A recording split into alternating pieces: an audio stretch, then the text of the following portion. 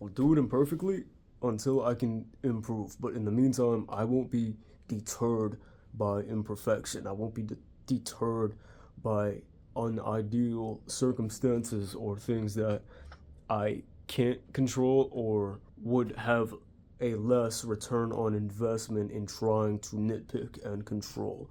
You feel what I mean? This is the nature of persistence. And with that being said, charisma, bitch. You understand? Alright, so listen. I thought about this for a long time, and you need this. And this is a test for my whiteboard videos now. I used to do these back in the day. I'll unprivate those videos so y'all can see the swag I had even as a jet. Check this out, because I've thought about this for a long time, right? Charisma is effectively two things. This is Ghetto Magic, alright? So here on this channel, we explain things with a spiritual lens. We explain things with a spiritual, psychological, mental sort of lens, all right? I like to look at these different inner faculties that we have and the different elements of them and how they play together to get us things that we want in our day-to-day lives, right? My name is Gami, and this is what this is about, right? So we're looking at charisma today. So like this video and subscribe because you're gonna need it. Because hello, charisma. It probably, hopefully, won't take too long to break down.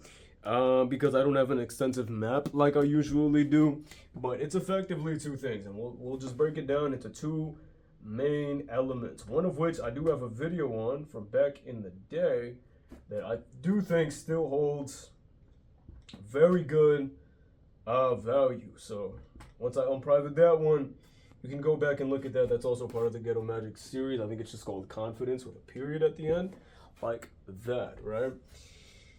Now check this out. Here's the second word.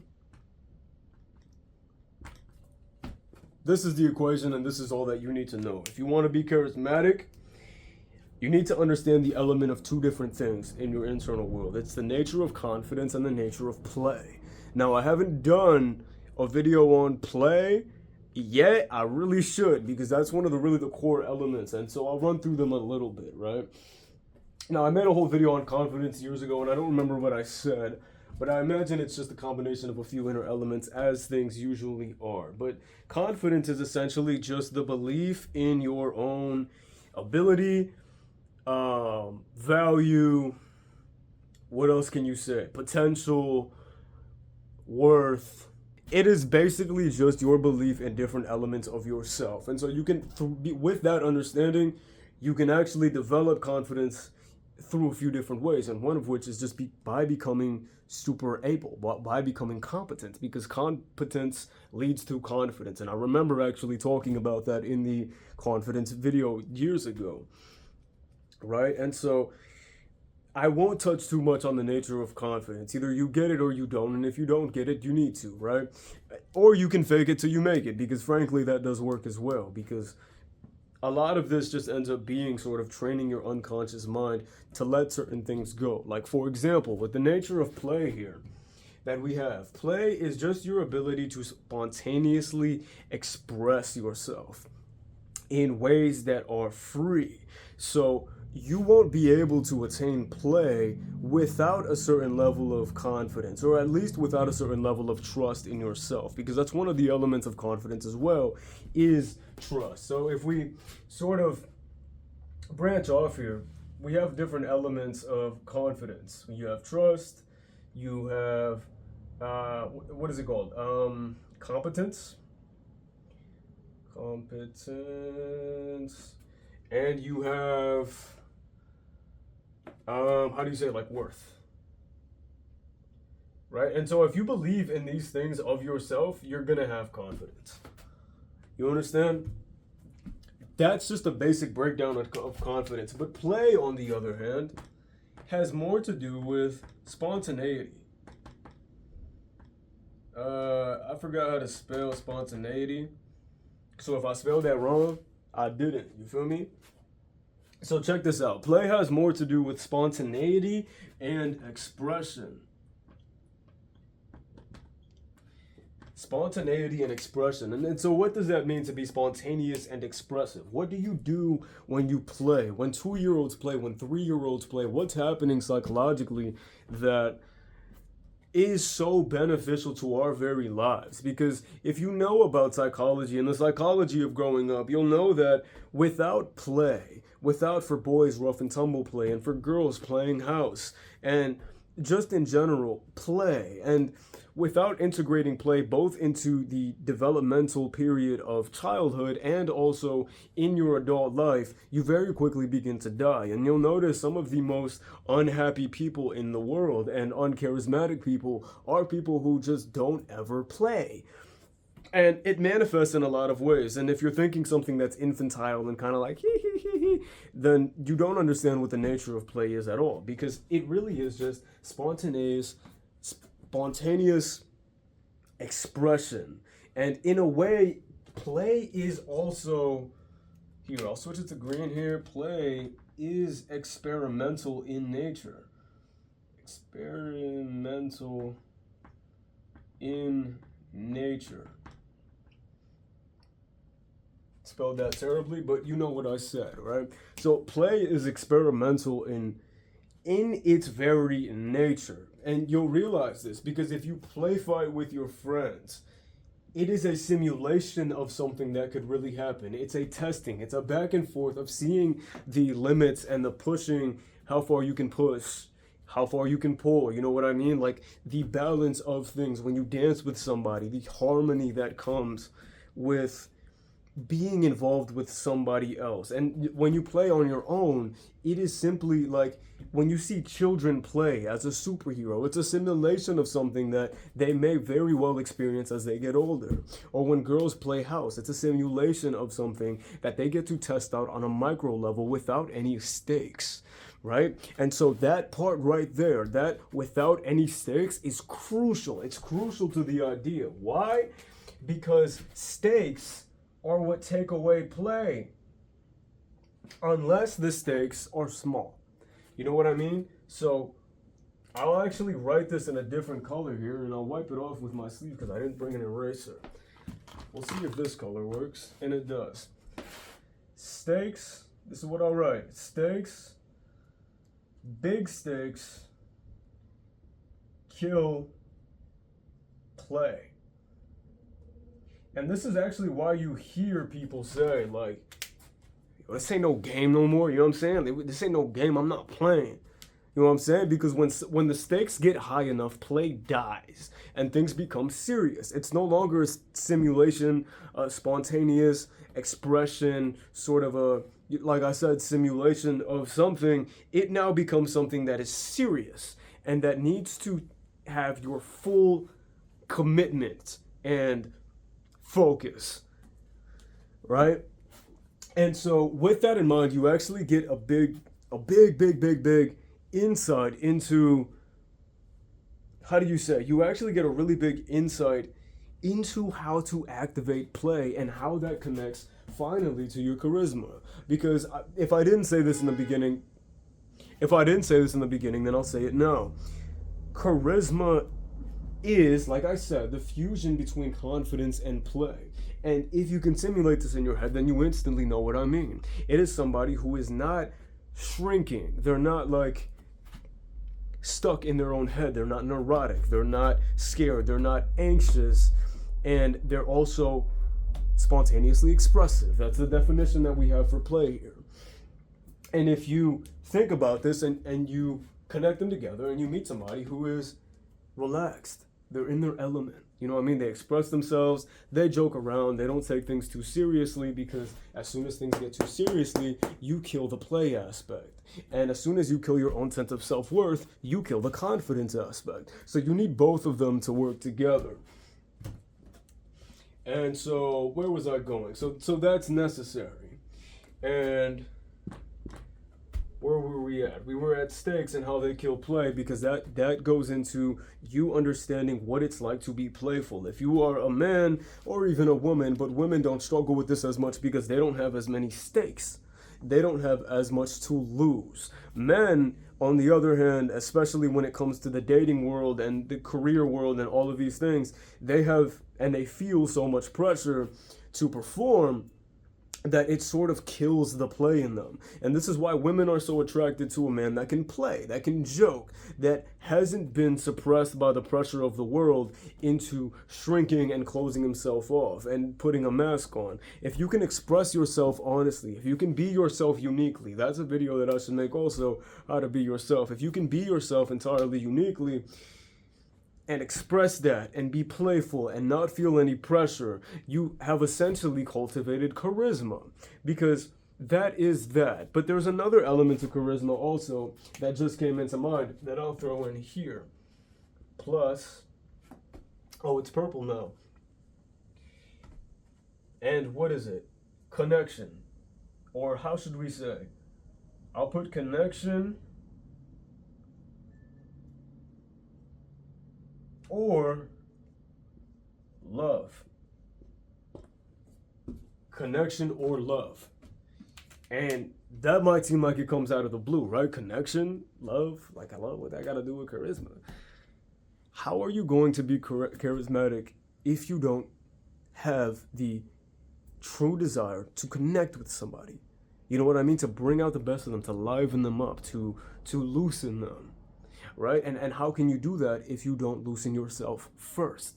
Because there's a real law, a spiritual law of like straight state transference, you could say. State transference, where I transfer my current state into you because of how powerful it is and how much I'm feeling it. When you see somebody crying and you feel that pulled out of you too, because it's an intense emotion. Right? This is state transference here. And so if you want to be charismatic, this is why all of these things are so important, because the confidence in you will put them at ease that you're not putting up a front. You know what I mean? You're not trying to be anything that you're not. You believe in your presence and you're not afraid to take up space. The play will put you at ease. You'll lower the stakes psychologically and you'll engage in things without being at a point where you feel, how do you say, lack. Because you never want to move in lack. Lack is another video I should make, because moving in lack is just going to kill everything in your life. You never want to move with lack. And that's a real spiritual law, because if you move in abundance, you gain abundance. Right? And so that's play. And that's that experimental nature where you can throw little jabs out, throw little jokes out, poke at somebody a little bit. You know, you're not very serious. You're not walking up to a shorty and trying to like, hello, man. How are you? Hi, so I just really thought you were so... Like, nigga, shut up, man. Like, that's like extra. You know what I mean? Like, yo, hey, I like your outfit, you know what I'm saying? And you sort of have that playful, contagious attitude where you don't need anything from her. You don't need anything from them. You feel good. You're chilling. You know what I mean? And people feel that off you, and then they like you more and they respect you more for it. If you're not scared to say something, if you're not feeling super lacking of yourself, if you're not in this constant anxious mindset, if you're not evaluating everything that you say at every moment, people feel that off of you and they like that. And so, and the final element here is that connection or love. You want to be moving with a desire to bring out the divinity in the people around you. You want to be moving like, you should be walking up to people or walking in an environment and seeing how you can raise the mood. Seeing like the gift that you have from being uniquely you. And that's something that I really should make a video on, is being yourself is a real skill that you need to be developing, because you can walk into a room and with your own unique soul, with your own unique traits and combination of experiences, you can bring something that is uniquely your gift that nobody's going to bring in the same exact way that you bring. And if you can give that, and if you can give that courageously, because courage is another aspect of that. Part of confidence and play, if you were to combine confidence and play, what do you get? If you were to get confidence and play, do I got another color? Can I do teal? You probably won't see it that well, but can you see it that well? I think you can kind of see it. If you get confidence and play combined, what was I saying? If you get confidence and play, you get courage.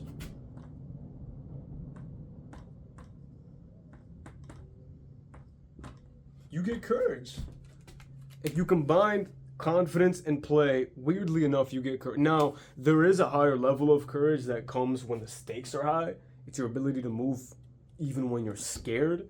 But if you can sort of lower the stakes in your mind, then you give off this sort of fearless impression to people because I don't care, you know what I mean? Because you do things for fun. You do things because you enjoy it. You do things because you don't feel like you have anything to prove in a way that's serious enough that you lose your play, that you lose your spontaneity, that you lose your life, your charisma.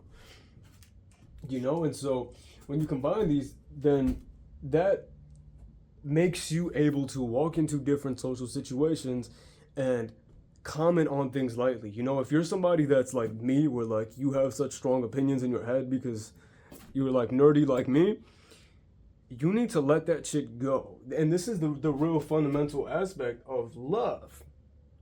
It's walking at somebody, walking up to somebody, walking in a social situation, meeting a new girl, anything like this, and taking people exactly as they are. No judgment, no nothing. Right? And laughing with them and joking with them about things and finding points of relation and never demeaning any aspect of somebody's character. Unless it is in a constructive way and unless it pertains to the conversation, if it moves in that direction. But you should never be placing yourself above or below anybody.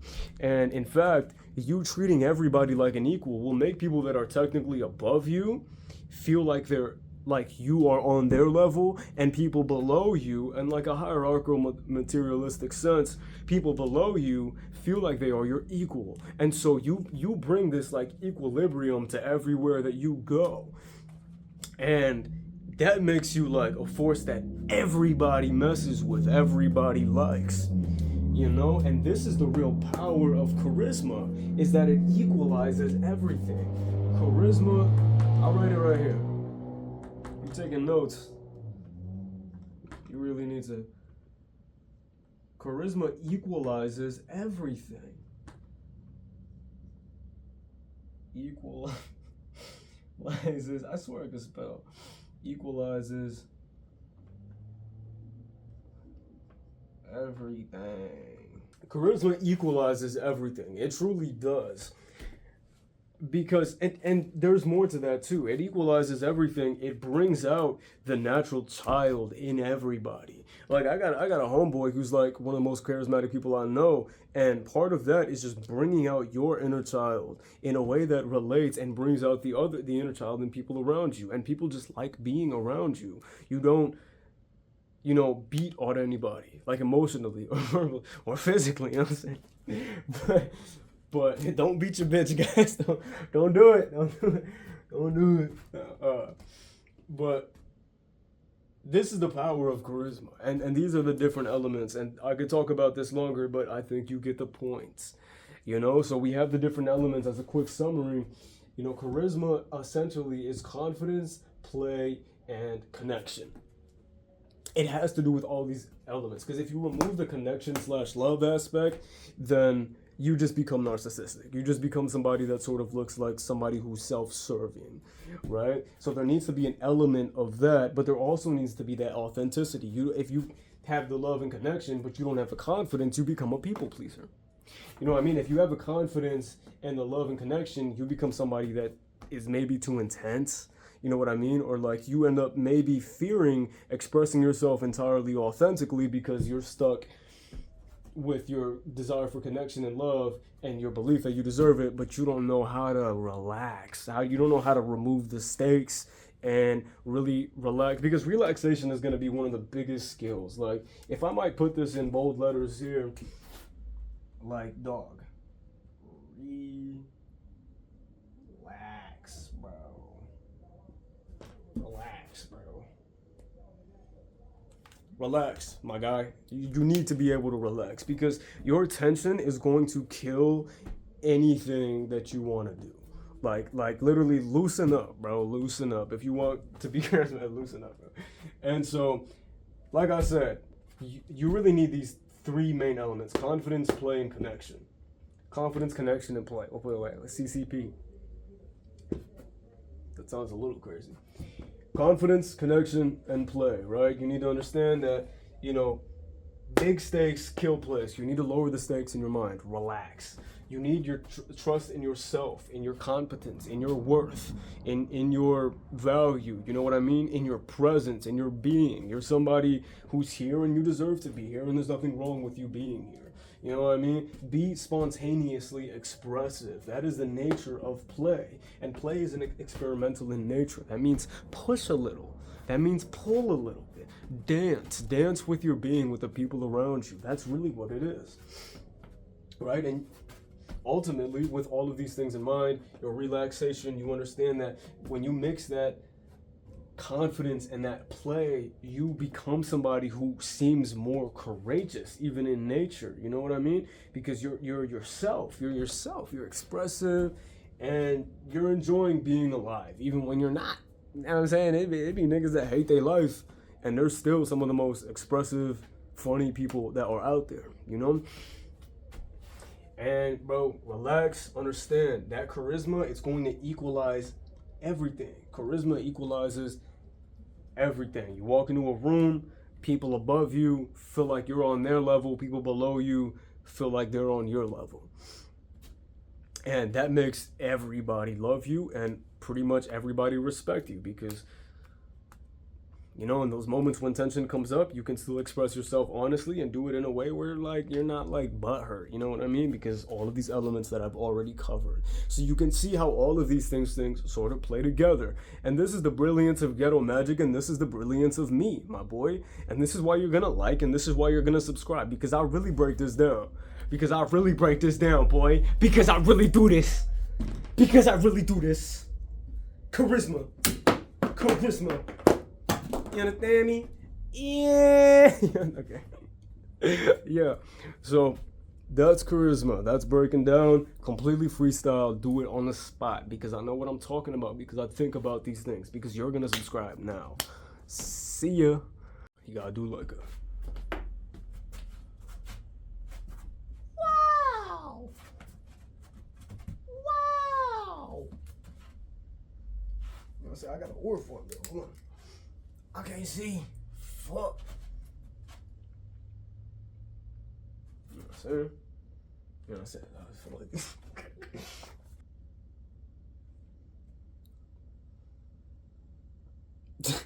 like fuck. I can't look drop from every angle, so.